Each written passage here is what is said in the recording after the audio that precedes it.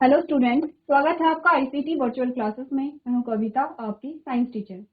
उम्मीद करती हूँ आप सभी अच्छे होंगे और स्वस्थ होंगे। तो क्लास हम कंटिन्यू करेंगे अपना चैप्टर जिसका नाम है इम्प्रूवमेंट इन फूड रिसोर्सेज। यहाँ पर आप देख रहे थे किस प्रकार से आप अपने फसल के उत्पादन में इम्प्रूवमेंट कर सकते हैं।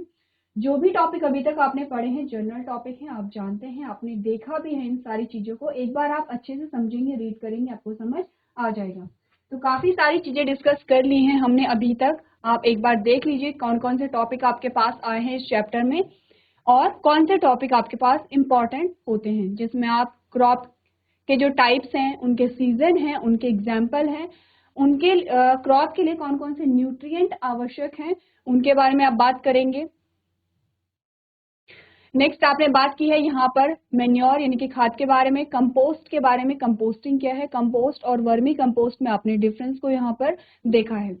नेक्स्ट हमने बात की है ग्रीन मेन्योर क्या होता है, क्या इसके फंक्शन है। फर्टिलाइजर्स के बारे में आपने जाना, फीचर्स जाने, क्या क्या गुण धर्म होते हैं फर्टिलाइजर्स के और क्या क्या सावधानियां आपको यहाँ पर देखनी पड़ती हैं जब आप फर्टिलाइजर्स का यूज करते हैं। ठीक है, चलिए नेक्स्ट आप बात कर रहे थे ऑर्गेनिक फार्मिंग की। आपने कहा कि ऑर्गेनिक फार्मिंग में आप किसी भी प्रकार का केमिकल, फर्टिलाइजर्स, पेस्टिसाइड यूज नहीं करते हैं। ठीक है, इसकी जगह आप क्या क्या चीजें यूज कर रहे हैं। आपने कहा मेन्योर आप यूज कर रहे हैं, बायो एजेंट जैसे कि ब्लू ग्रीन एल्गी आप यहाँ पर यूज कर रहे हैं, बायो फर्टिलाइजर्स का आप यूज कर रहे हैं और बायो पेस्टिसाइड का यूज कर रहे हैं। बायो पेस्टिसाइड में आप क्या यूज कर रहे हैं, नीम की लीव्स और टर्मरिक। ठीक है, तो इस प्रकार से आपने किसके बारे में जाना, ऑर्गेनिक फार्मिंग के बारे में आपने बात की है। अब हम क्रॉपिंग पैटर्न्स की बात कर रहे थे।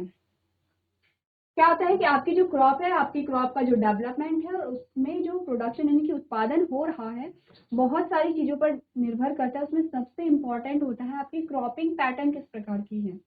सबसे पहले आपने बात की है मिक्स क्रॉपिंग की, जैसे कि आपको इमेज में दिखाई दे रही है। मिक्स क्रॉपिंग में आपने एक साथ 3 या 4 फसलों को बो दिया है। अब यहाँ पर होता है इसका फायदा क्या है, हम क्यों एक साथ इतनी सारी फसलें बो रहे हैं। हमने कहा हो सकता है 1 या 2 फसलें यहाँ पर ना भी हुई तो इनमें से 2 या 3 फसलें आपको मिल जाती हैं, यानी कि ऐसा नहीं है कि आपको उत्पाद के रूप में कुछ भी नहीं मिलेगा।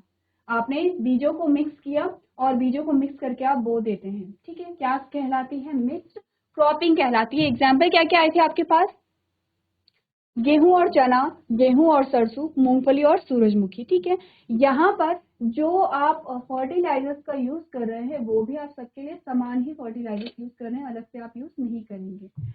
अगला जो हमारे पास क्रॉपिंग पैटर्न आया था वो है इंटर क्रॉपिंग, जिसे आप अंतर फसल कहते हैं। यहाँ पर भी आप 2 फसलों को साथ बोते हैं, लेकिन यहाँ पर ऐसा नहीं है कि आपने सीड यानी कि बीजों को मिक्स कर लिया है और आपने उन्हें साथ में बो दिया है। आपने क्या किया कि अलग अलग बीजों को बोया है, उनके लिए अलग अलग फर्टिलाइजर्स का यूज आप कर रहे हैं। ठीक है, इतनी बात क्लियर है, आपको डिफरेंस पता होना चाहिए। एग्जाम्पल आपके पास आए हैं सोयाबीन और मक्का, बाजरा और लोबिया। ठीक है, नेक्स्ट आता है क्रॉप रोटेशन। क्रॉप रोटेशन में आपने क्या बात की थी, आपने कहा था क्रॉप रोटेशन में जैसे कि आप ऐसा नहीं करते हैं कि उसी फसल को उसी भूमि पर बार बार बो रहे हैं। जैसे कि आपको यहाँ पर बताया गया है क्रॉप रोटेशन में पहले साल में आपने क्या किया, पे मल्ट बारले को आपने क्या किया, ग्रो कराया। आप एक ही फील्ड की बात कर रहे हैं, एक ही भूमि की बात कर रहे हैं। ठीक है, सबसे पहले आपने बारले को ग्रो कराया, उसके बाद आपने दूसरा जो सीजन आपके पास आया उसमें आपने वीट यानी कि गेहूं को वहां पर बोया। फिर उसके बाद तीसरा जो सीजन आया आपने वहां पे पोटैटो की खेती कर ली है। उसके बाद फिर से आपने क्या किया, यहाँ पे बारले को उगा दिया है। ठीक है, अब यहाँ पर आप कर क्या रहे हैं, आप यहाँ पर क्रॉप को क्या कर रहे हैं, रोटेट कर रहे हैं। ऐसा नहीं कि आपने बारले ही बारले वहां पर बो दिया है, हर साल हर सीजन में आप बारले ही बो रहे हैं या वीट को ही बो रहे हैं। आप क्या कर रहे हैं, इस क्रॉप को रोटेट कर रहे हैं। क्यों हमने ऐसा किया था, आपको बताया गया था, क्योंकि अलग अलग जो फसलें होती हैं उन्हें अलग अलग प्रकार के पोषक तत्वों की आवश्यकता यहाँ पर होती है। ठीक है, अब हमने अलग अलग फसल को यहाँ पर बोया है, तो सबसे पहले तो जो आपकी सॉइल है वहां पर न्यूट्रिएंट की डेफिशिएंसी नहीं होगी, यानी कि पोषक तत्वों की कमी नहीं होगी। क्योंकि क्या है कि हर बार एक ही प्रकार के पोषक तत्व नहीं लिए जा रहे हैं, अलग अलग यहाँ पे क्या हो रही है, क्रॉप हो रही है। फिर आपने कहा कि जो यहाँ पर वीड्स होती हैं यानी खरपतवार होते हैं, उनकी जो वृद्धि होती है उसमें कमी आती है यहाँ पर। ठीक है, बहुत सारे रीजन हमने यहाँ पर डिस्कस किए थे। जैसे कि आपको कहा गया था कि जो फसल को खराब करने वाले जो भी यहाँ पर क्या होते हैं कारक होते हैं, उनकी कमी आ जाती है, क्योंकि हर बार एक नई फसल आ रही है। और ऐसा नहीं है कि एक फसल को अगर कीट या फिर इंसेक्ट वहां पर खराब कर रहे हैं तो दूसरी फसल को भी इंसेक्ट ही करेंगे, क्योंकि दूसरी फसल क्या है, उसकी जो जेनेटिक मेकअप है वो अलग है। आप बात करेंगे पोटैटो की, आप बात करेंगे बार्ले की, आपने कहा दोनों का जेनेटिक मेकअप अलग है, दोनों को प्रभावित करने वाले कारक भी अलग होंगे, दोनों को आपने कहा कि अगर यहाँ पर कोई रोगजनक है तो वो भी अलग होगा। हो सकता है कि किसी पौधे में इंसेक्ट वहां पर लग रहे हैं, किसी पौधे में फंगल डिजीज लग रही है। तो इस प्रकार से क्या होता है, क्रॉप रोटेशन जब आप कर रहे हैं तो यहाँ पर फसलों की खराब होने के जो चांसेस है वो भी कम हो जाते हैं। ठीक है, क्लियर है इतना? चलिए, अब हम बात कर रहे थे कि फसल को प्रभावित करने वाले कौन कौन से कारक होते हैं, वो कौन कौन से फैक्टर हैं जो एक फसल को यहाँ पर क्या करते हैं, प्रभावित करते हैं। इसमें आपने सबसे पहले बात की है वीड्स की, यानी कि खरपतवार की। क्या होते हैं खरपतवार? आपने कहा आपने एक खेत है, एक खेत में आपने गेहूं की फसल बो दी है। अब ऐसा नहीं होगा कि वहां पे सिर्फ गेहूं के ही पौधे आपको देखने को मिलते हैं, गेहूं के अलावा आपको काफी सारे और वहां पर क्या देखने को मिलते हैं, पौधे देखने को मिलते हैं, जिसे आप खरपतवार कहते हैं। घास हो सकती है, कुछ भी पौधे वहां पर हो सकते हैं। अब उसका हमारे लिए कोई भी इम्पोर्टेंस नहीं है, क्योंकि उससे हमें कोई भी प्रोडक्ट प्राप्त नहीं हो रहा है, बल्कि उसका नुकसान क्या होता है, आपने कहा कि जो आपकी गेहूं की फसल है, जो गेहूं के पौधे हैं और जो दूसरे पौधे हैं, खरपतवार है या घास के पौधे हैं, उनके बीच में क्या होगा, पोषक तत्वों को लेकर के और पानी को लेकर के क्या हो, कंपटीशन होगा, क्योंकि वो जो घास है उसे भी ग्रो होना है, उसे भी पोषक तत्वों की आवश्यकता है, उसे भी जल की आवश्यकता है। तो ये क्या करेंगे, क्योंकि एक ही खेत में है, एक ही सॉइल में है, तो उसी सॉइल से क्या करेंगे, ये अपने पोषक तत्वों को लेते रहेंगे। अब इससे क्या होगा कि जो आपकी फसल है उसको पर्याप्त मात्रा में पोषक तत्व और जल नहीं मिल पाएगा, और जो फसल है आपकी वो अच्छे से ग्रो नहीं हो पाएगी। तो आपको करना क्या है, इन वेड्स को, इन खरपतवार को आपको रिमूव करना होता है वहां से। तो रिमूव करने के क्या क्या तरीके आपने कहे थे, आपने कहा था कि हम क्या करते हैं, वीडीसाइड का यहाँ पर छिड़काव करते हैं। ठीक है, क्या होता है वीडीसाइड? खरपतवार नाशकों को आप छिड़काव करेंगे, या फिर आप हाथ से प्लगिंग करेंगे। आपने देखा होगा हमारे घरों में जब भी हम खेती करते हैं तो आपने अपने घरों में अपनी माताओं को देखा होगा कि वो लोग हाथ से घास को क्या करेंगे, रिमूव करेंगे। तो हाथ से भी कर सकते हैं। ठीक है, नेक्स्ट आपको कहा गया कि समय पर अगर किसी फसल को बोया जाता है तो खरपतवार बहुत अधिक मात्रा में नहीं होता है। कभी कभी आपने देखा होगा कि अगर हमने फसल को बहुत देर में बोया है तो देर से बोने के कारण हमारी जो फसल है वो उतनी अच्छे से ग्रो नहीं हो पाती है, बल्कि खरपतवार वहां पर ग्रो करने लगते हैं, क्योंकि जलवायु में चेंजेस आने शुरू हो जाते हैं। क्लियर है इतना? नेक्स्ट आपको कहा गया कि खरपतवार को अगर कम करना है तो आपको यहाँ पर क्या करना पड़ेगा, अंतर फसल को यूज करना पड़ेगा, यानी कि क्रॉप रोटेशन की बात और इंटर क्रॉपिंग की बात यहाँ पर भी आ गई है। ठीक है, क्लियर है? अब आप समझ रहे हैं कि क्रॉपिंग पैटर्न्स का क्या इंपॉर्टेंस है। चलिए, दूसरा जो कारक था जो कि फसल को प्रभावित करता है वो थे पेस्ट आपके, यानी कि कीट थे। अब ये पेस्ट क्या करते हैं, आपकी फसल को बहुत तरीकों से क्या करेंगे, कंट्रोल करेंगे उनकी वृद्धि को, या फिर उन्हें नष्ट कर देते हैं। जैसे कि क्या क्या चीजें वो करेंगे, वो किसी भी पार्ट को, यानी कि पौधे के किसी भी पार्ट को क्या करते थे, काट देते हैं। जैसे कि रूट ही काट दी है, अगर रूट ही काट दिए तो जो पौधा है वो नष्ट हो जाएगा। तने को काट दिया जाता है, तने को काट दिया तो अब उस पौधे को फिर से ग्रो होने के लिए टाइम लगता है। लीफ को काट देते हैं, जो फली लगती है फली को काट दिया जाता है, तो इससे आपकी फसल क्या हो जाती है, नष्ट हो जाती है। लेकिन आपने कहा वो क्या कर सकते हैं, स्टेम और रूट में क्या कर सकते हैं, उसे डिस्ट्रॉय कर सकते हैं, या फिर जो सेल सैप होता है उसे भी नष्ट कर सकते हैं। तो सबसे ज्यादा जो हानिकारक होते हैं वो पेस्ट ही होते हैं फसलों के लिए, क्योंकि जो पेस्ट होते हैं, जो कीट होते हैं, जो इंसेक्ट होते हैं, यही सबसे ज्यादा फसलों को नुकसान पहुंचाते हैं। तो क्या क्या आपने पेस्ट कंट्रोलिंग मेथड देखे थे, कीटनाशक का सबसे पहले छिड़काव करते हैं। ठीक है, टाइम टू टाइम अपनी फसल को हम चेक करते हैं कि फसल पर कोई कीट या कोई पेस्ट तो नहीं लगा है। यहाँ पर देखिए, फसल चक्र जैसी प्रभावी फसल पद्धतियों का हम उपयोग कर रहे हैं, क्योंकि हमने क्या कहा था, अलग अलग फसलों को आप बोएंगे तो यहाँ पर उस फसल को प्रभावित करने वाले कारक भी अलग अलग होते हैं। ठीक है, नेक्स्ट हमने कहा था कि कभी कभी ग्रीष्मकालीन जुताई का उपयोग करके खरपतवार और कीटों को नष्ट करने के लिए भी किया जाता है। ठीक है, क्लियर है इतना? नेक्स्ट जो आपको देखा था आपने फसल को प्रभावित करने वाले कारकों में है डिजीज।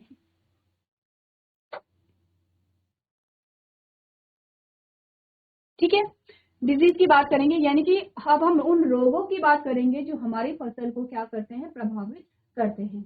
आपको बताया गया है micro organism such as fungi, bacteria, viruses often attack the crop and affect them. These pathogens can be transmitted to the crops via soil or via water। अब देखिए कुछ ऐसे सूक्ष्म जीव होते हैं हमारे पास। आपको सूक्ष्म जीवों में किस चीज का एग्जाम्पल दिया गया है, कवक का एग्जाम्पल दिया गया है, जीवाणु यानी कि बैक्टीरिया और विषाणु यानी कि वायरस का एग्जाम्पल दिया गया है। ये हमारी फसल को क्या करते हैं, खराब करते हैं, क्योंकि ये बहुत जल्दी ट्रांसमिट होते हैं। आपको पता है, आपने सूक्ष्म जीवों का लक्षण देखा है, बहुत सूक्ष्म होते हैं, ठीक है, हमें दिखाई नहीं देते हैं। और सबसे बड़ी बात यह है कि ये बहुत जल्दी ही ट्रांसफर होते हैं। जैसे कि आपने कहा कि कोई बीमारी है, जैसे कि कोल्ड की ही बात ले लीजिए, आपको कॉमन कोल्ड हुआ है, अब ये जो कोल्ड है बहुत जल्दी ट्रांसमिट हो जा रहा है, क्योंकि किसकी वजह से हो रहा है, यहाँ पर आपने कहा सूक्ष्म जीवों की वजह से हो रहा है। आपने पढ़ी थी संक्रामक और असंक्रामक रोगों के बारे में, ठीक है। तो जो संक्रामक रोग होते हैं, यानी कि वो रोग जो ट्रांसफर होते हैं, वो मैक्सिमम किसकी वजह से हो रहे हैं, अपने माइक्रो ऑर्गेनिज्म की वजह से हो रहे हैं। और यही माइक्रो ऑर्गेनिज्म हमारी फसलों को भी नुकसान पहुंचाते हैं। क्या चीज आपने पढ़ी, आपने कहा कवक, बैक्टीरिया और वायरस जैसे सूक्ष्म जीव अक्सर फसलों पर हमला करते हैं और उन्हें प्रभावित करते हैं।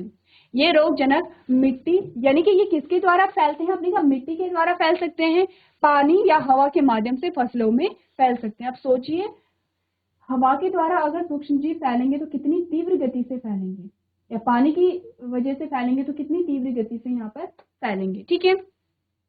अब आपके पास आते हैं डिजीज मैनेजमेंट मेथड। वो कौन कौन से मेथड हैं जिससे कि आप डिजीज मैनेज कर सकते हैं यहाँ पर। अब ध्यान दीजिए, आपको मेन टॉपिक याद है, आप किस चीज के बारे में पढ़ रहे हैं, चैप्टर का नाम आपको याद है। आप देख रहे हैं कि जो हमारे फूड रिसोर्सेस हैं, जो भोजन के स्रोत हैं, उनमें हम किस प्रकार से उनके उत्पादन में हम वृद्धि कर सकते हैं, उनके उत्पादन में हम इम्प्रूवमेंट कर सकते हैं, ये सारे मेथड आप देख रहे हैं। तो अब आप ये देखेंगे, आपको ये पता है कि आपकी फसल को ग्रो कराने के क्या क्या अच्छे तरीके हो सकते हैं, क्या क्या क्रॉपिंग मेथड्स हो सकते हैं, ठीक है। ये तो है कि आप किस प्रकार से उत्पादन को बढ़ा सकते हैं। अब हमने कहा कि हम वो पढ़ रहे हैं कि वो कौन से कारक होते हैं जो हमारी फसल को प्रभावित करते हैं, जिसमें आपने वीड्स के बारे में पढ़ा, आपने पेस्ट के बारे में पढ़ा, डिजीज के बारे में पढ़ रहे हैं।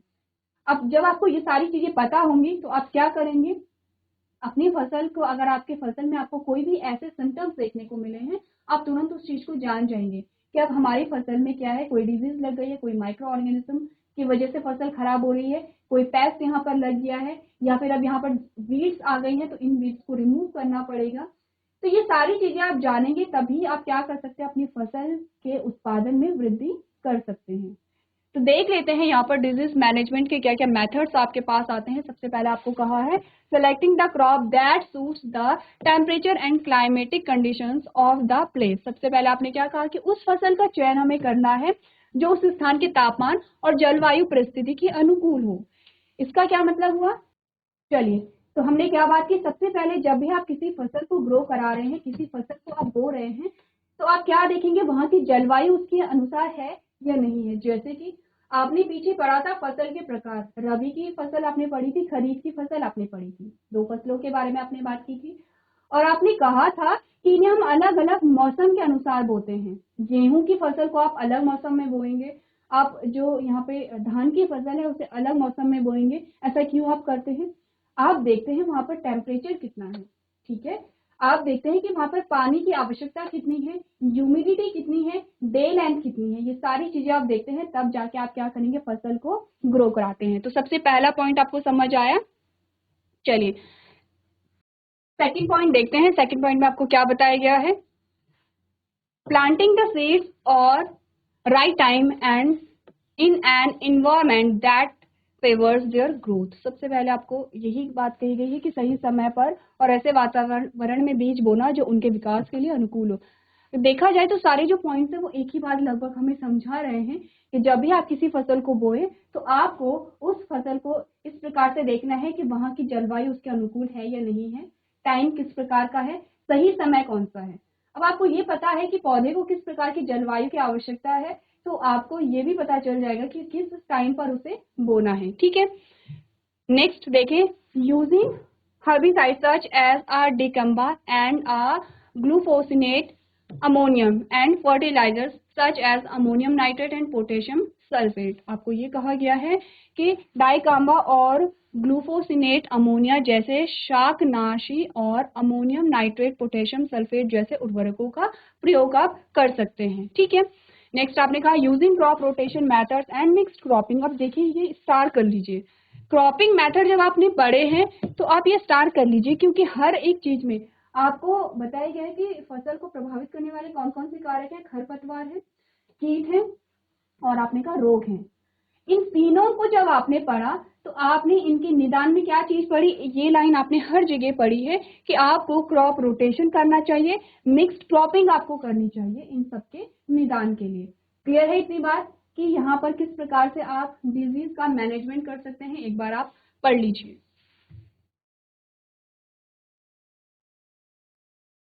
चलिए तो अगला टॉपिक देख लेते हैं। नेक्स्ट आपके पास आता है स्टोरेज ऑफ ग्रेन्स। अब आपने ये देख लिया है कि आप फसलों को किस प्रकार से उत्पादित करेंगे, किस प्रकार से आपकी फसल की देखरेख करेंगे, ऐसे कौन से मेथड होंगे जिसमें आप क्या करेंगे, जो आपका उत्पादन है उसमें वृद्धि करेंगे। अब इन सबके बाद जब आप फसलों की कटाई करते हैं, आपके पास जो आपका अनाज है वो आ जाता है, तो सबसे बड़ा स्टेप आपके पास होता है कि आप भंडारण किस प्रकार से करेंगे। क्योंकि आपको क्या है, कोई भी फसल है, अब आप एक सीजन में एक उस फसल को बो रहे हैं, अब आप उस फसल को सीधे दूसरे सीजन में बोएंगे, तब तक के लिए आपको क्या करना पड़ेगा, उस फसल का भंडारण करना पड़ेगा। तो आपके पास आते हैं कि आप किस प्रकार से स्टोरेज करेंगे। आपने कहा factors that leads to storage losses of crops are, यानी कि फसलों के भंडारण के नुकसान का कारण बनने वाले कौन कौन से वो कारक होते हैं। सबसे पहले आपने कहा बायोटिक फैक्टर्स होते हैं, जैसे कि इंसेक्ट हो गया, fungi, bacteria, rodents and mites. आपको सबसे पहले ये कहा गया है कि क्यों हमें भंडारण करना है, ऐसे कौन कौन से कारक हैं जो हमारी फसल को खराब कर सकते हैं। आपने कहा सबसे पहले तो जैविक कारक हमारे पास आते हैं, जैसे कि कीड़े हो गए हैं, कवक हो गए हैं, बैक्टीरिया, कृतंग और कण हो गए हैं। अब नेक्स्ट आपके पास आते हैं एबायोटिक फैक्टर। एबायोटिक फैक्टर में आपके पास क्या आएंगे, like excessive temperature and moisture. आपने कहा कि अगर अत्यधिक तापमान होगा या फिर नमी होगी तब भी हमारी जो फसल है, हमारे जो अनाज है वो खराब हो जाते हैं। ठीक है, अब आपने कहा how to prevent storage loss, यानी कि आप भंडारण हानि को कैसे रोक सकते हैं, इसके उपाय अब आपके पास आते हैं, जिसमें आपने क्या पढ़ा, आपने कहा maintaining the storage houses properly. सबसे पहले तो जो भंडार गृह हैं उनका उचित रख रखाव करना। ठीक है, कैसे रख रखाव करेंगे, आपने कहा cleaning the grains properly before storage. भंडारण से पहले अनाज को अच्छी तरीके से साफ करना, उसमें किसी भी प्रकार की नमी नहीं होनी चाहिए। आप अच्छे से क्या करते हैं, धूप में सुखाते हैं, उनमें किसी भी प्रकार का कोई भी जो कीट है वो नहीं होना चाहिए। तो आपको नेक्स्ट लाइन यही बता रही है, drying the grains properly before storage in sunlight as well as in shade. भंडारण से पहले आपने क्या करना है, अनाज को अच्छे से सुखाना है। ठीक है, उसके बाद आपने कहा कि जो भंडार गृह है उसे अच्छे से साफ कर लेंगे, वहां पर मॉइस्चर नहीं होना चाहिए। ठीक है, जब आप स्टोर कर रहे हैं तो स्टोरेज के लिए आप कुछ ऐसे मेथड्स भी यूज करते हैं कि जिससे उनमें कीड़े ना लगे, जैसे कि आप यहाँ पर नीम की पत्तियों का यूज करते हैं, जैसे कि आप अखरोट के पत्ते आपने देखे होंगे। तो आपने क्या किया कि किसी कंटेनर में आपने अनाज रख दिया है, उसके ऊपर आप पत्ते रख देते हैं, नीम के पत्ते हो गए या अखरोट के पत्ते हो गए। ये क्या होता है, इससे जो अनाज है उसमें इंसेक्ट नहीं लगेंगे या जो कीड़े हैं वो नहीं लगेंगे। ठीक है, ये कुछ मैथड्स होते हैं जो कि आपने अपने घरों में भी देखे हैं। मैं बार बार कह रही हूँ, ये सारे जो टॉपिक है कॉमन टॉपिक हैं, आपको अच्छे से समझ आते हैं कि हम किस चीज के बारे में बात कर रहे हैं। अब यहाँ तक तो आपने बात की है किसके बारे में, फसलों के बारे में, क्रॉपिंग मेथड्स के बारे में, किस प्रकार से फसलों का उत्पादन आप करेंगे। क्योंकि आपने क्या बोला था, भोजन के स्रोत के रूप में आपने क्या क्या चीजें पढ़ी थी, प्लांट पढ़ा था, प्लांट पढ़ा था आपने, और एनिमल आपने पढ़ा था। अब प्लांट के बारे में आपने पढ़ लिया है, किस प्रकार से आपने क्या किया, क्रॉप के बारे में आपने बात की, फसलों के बारे में आपने बात की, फसलों के प्रकार के बारे में आपने बात की, उनका मैनेजमेंट किस प्रकार का है, कौन से कारक है जो उन्हें प्रभावित करते हैं, ऐसी कौन सी टेक्निक है जिससे कि आप अपने उत्पादन में वृद्धि कर सकते हैं, ऐसी कौन सी चीजें जो ध्यान देने योग्य यहाँ पर होती हैं। ये वाला पोर्शन कंप्लीट हो गया है, क्योंकि चैप्टर का नाम क्या है, improvement in food resources. Food resources में किस प्रकार से इम्प्रूवमेंट करेंगे, तो फूड रिसोर्सेज आपके दोनों ही है, प्लांट भी है और आपका एनिमल भी है। अब आप बात करेंगे कि जो एनिमल से प्राप्त होने वाला भोज्य पदार्थ है या प्रोडक्ट है या उत्पाद है, उसमें किस प्रकार से आप वृद्धि करेंगे। क्योंकि आपको कहा गया है कि आपके पास भूमि क्या है, लिमिटेड है, तो आप क्या कर सकते हैं, यहाँ से प्राप्त होने वाले जो आपके उत्पाद हैं, आप इन पर बहुत अच्छे से ध्यान दे सकते हैं, यहाँ पर आप अच्छे से वृद्धि कर सकते हैं। ठीक है, इसी में आप पढ़ेंगे यहाँ पर एनिमल हस्बेंड्री के बारे में, यानी कि पशुपालन के बारे में। अब आप सबसे पहले तो आपको पता है कि पशुपालन क्या होता है, क्योंकि हम सभी अपने घरों में पशुओं को पालते हैं। अलग अलग प्रकार के पशु आप पालते हैं और आपको अलग अलग प्रकार के प्रोडक्ट मिलते हैं। अब आप यहाँ पर बात करेंगे एनिमल हस्बेंड्री के बारे में। जैसे आपने सेम क्रॉप के बारे में बात की है, किस प्रकार से आप करेंगे, मैनेजमेंट किस प्रकार से करेंगे, वो कौन से कारक हैं जो एनिमल हस्बेंड्री को प्रभावित करेंगे, या वो कौन से चीजें हैं जो कि यहाँ पर ध्यान देने योग्य होते हैं। तो सबसे पहले एनिमल हस्बेंड्री के बारे में जान लेते हैं। In agriculture, animal husbandry is a special field that deals with a raising of the livestock in a controlled, selective environment by providing them with the right care so that they can stay healthy and disease free। क्या कहा गया है, कृषि में पशुपालन एक विशेष क्षेत्र है। ठीक है, इसमें क्या होता है, पशुओं की सही देखभाल प्रदान करके नियंत्रित चयनात्मक वातावरण में बढ़ाने से संबंधित है, ताकि वो स्वस्थ और रोग मुक्त रहे। तो एनिमल हस्बेंड्री में जब भी आप पशुपालन करते हैं, आप क्या देते हैं, यहाँ पर जो भी फैसिलिटीज हैं पशुओं के लिए, उन्हें आप सारी वहां पर क्या करेंगे, प्रोवाइड करवाते हैं। नेक्स्ट आपने कहा there is a need to improve livestock production because the population of India is tremendously increasing. This means an increase in a demand for eggs, milk and meat। आपको कहा गया कि पशुधन उत्पादन में सुधार की आवश्यकता है, क्योंकि भारत की जनसंख्या काफी बढ़ रही है। इसका मतलब है कि अंडे, दूध और मांस की मांग में भी क्या होगी, वृद्धि होगी। ठीक है, क्योंकि हमारे पास ऑप्शन ज्यादा हो जाएंगे भोजन के, तो हम पूर्ण रूप से अपनी जो खेत हैं उन्हीं पर निर्भर नहीं रहेंगे। तो देख लेते हैं एनिमल हस्बेंड्री में आपको क्या बताया गया है, क्या क्या चीजें यहाँ पर इंक्लूड होती हैं एनिमल हस्बेंड्री में। सबसे पहले आपको बताया गया है कैटल फार्मिंग। ठीक है, सबसे पहले आप एनिमल हस्बेंड्री में पढ़ेंगे कैटल फार्मिंग के बारे में। अब सबसे पहले देख लेते हैं कि कैटल को आप क्यों यहाँ पर क्या करेंगे, पालते हैं। तो आपको बहुत अच्छे से पता है क्या क्या रीजन यहाँ पर हो सकते हैं। मिल्क के लिए, they work as a draught labour in the field. दो चीजें होती हैं, एक तो आपने कहा कि जो गाय होती है वो आपको मिल्क देती है, दूसरा आपने कहा जो बैल होते हैं वो क्या करते हैं, खेतों की आपकी जुताई करते हैं। ठीक है, तो ये आपके कुछ रीजन हो गए हैं। Milk animal, animal that provide milk are called a milk animal. ठीक है, और ड्राफ्ट एनिमल क्या होंगे, animal that work in the field for irrigation, carrying and tilling are called are draught animals. ठीक है, तो सबसे पहले देखिए कि यहाँ पर कैटल फार्मिंग आप क्यों कर रहे हैं, क्या इसके रीजन होते हैं।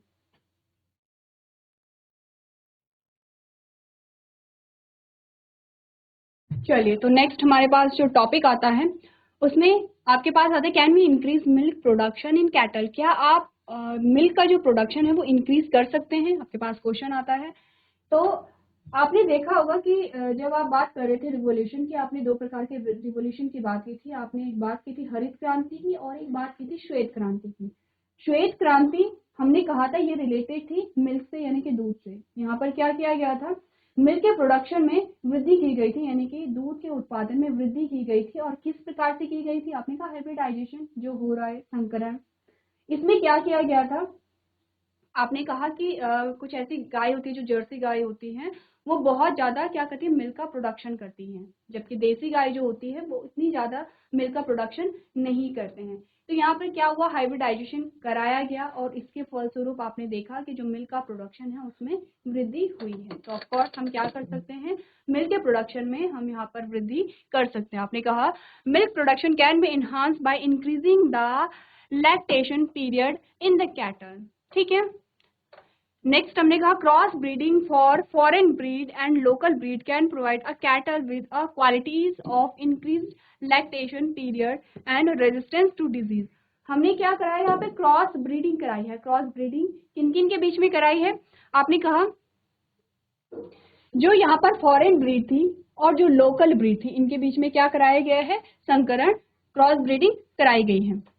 Shelters of the cattle should be kept neat and clean in order to keep the cattle healthy. आपको सबसे पहले तो क्या करना है, जो कैटल है उसके स्वास्थ्य का ध्यान रखना है, क्योंकि अगर कैटल आपकी हेल्दी है तभी वो क्या करेगी, मिल्क को प्रोड्यूस कर पाएगी। ठीक है, ऐसा नहीं है कि कैटल बार बार बीमार पड़ रही है तो उससे क्या होगा, फर्क पड़ेगा यहाँ पर मिल्क के प्रोडक्शन पे। The cattle should be kept clean and should be provided with a covered shelter that can protect them from harsh weather. Simple सी बात है कि यहाँ पर क्या होगा, जो शेल्टर है, जो आश्रय है वो अच्छा होना चाहिए, क्लीन यहाँ पर होना चाहिए। The floor of the shelter to be kept dry and clean. और जो यहाँ पर जो शेल्टर है, जो भी गाय है, गाय का जो भी आप घर कह सकते हैं, वो ड्राई और क्लीन यहाँ पर होना चाहिए। सिंपल सी चीजें हैं, आपको समझ आ जानी चाहिए। आपने कहा कि क्या हम मवेशियों में दूध का उत्पादन बढ़ा सकते हैं, आपने कहा बिल्कुल बढ़ा सकते हैं। कैसे बढ़ा सकते हैं, पशुओं में स्तनपान की अवधि बढ़ाकर दूध उत्पादन बढ़ाया जा सकता है। विदेशी नस्लों और स्थानीय नस्लों का क्रॉस ब्रीडिंग मवेशियों को बढ़ी हुई स्तनपान अवधि और रोगों के प्रतिरोधक क्षमता प्रदान कर सकता है।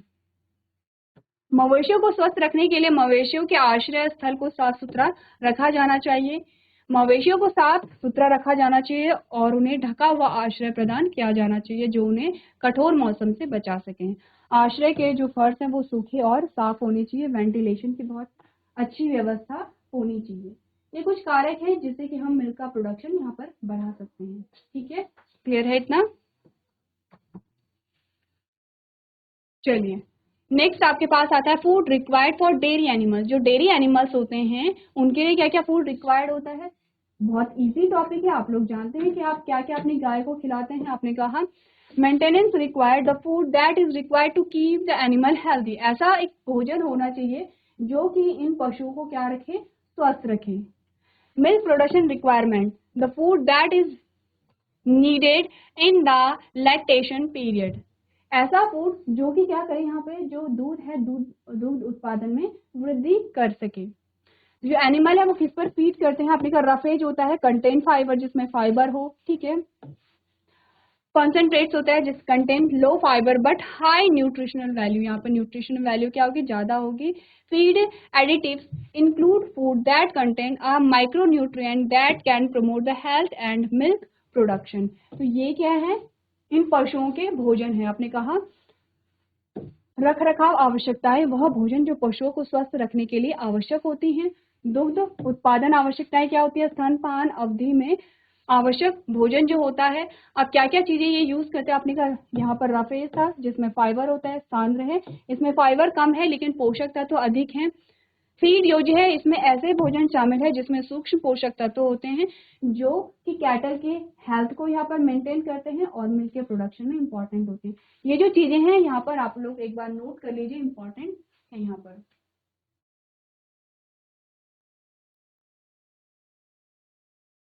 चलिए नेक्स्ट जो टॉपिक हमारे पास आता है उसमें आप बात करेंगे protecting the cattle from disease. Same वही चीज आप देख रहे हैं कि किस प्रकार से आप यहाँ पर पशुपालन में सबसे पहले कैटल के बारे में हमने जाना। ठीक है, कैटल से आपको क्या क्या चीजें प्रोवाइड होती हैं वो चीज आपने जानी। आपने देखा किस प्रकार से आप मिल्क प्रोडक्शन में इन्हांसमेंट कर सकते हैं। और लास्ट जो आपका टॉपिक आएगा वो ये है कि किस प्रकार से आप जो कैटल है उसे डिजीज फ्री रख सकते हैं। तो ये जो टॉपिक है वो आप घर से पढ़ के लेके आएंगे कि कैटल को किस प्रकार से डिजीज फ्री आप रख सकते हैं, क्योंकि जनरल टॉपिक है। इसके बाद आप बात करेंगे यहाँ पर पोल्ट्री फार्मिंग के बारे में हम बात करेंगे। पोल्ट्री फार्मिंग में आप देखेंगे कितने प्रकार की बर्ड्स आपके पास आती हैं। ठीक है, नेक्स्ट आप देखेंगे ब्रॉयलर चिकन और लेयर्स के बारे में आप बात करेंगे।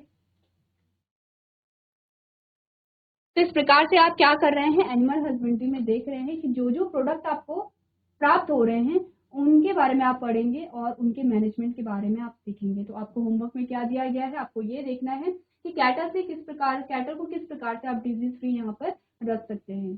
तो आज के सेशन में हम इतना ही करेंगे। अभी तक क्लास में बने रहने के लिए आपका धन्यवाद।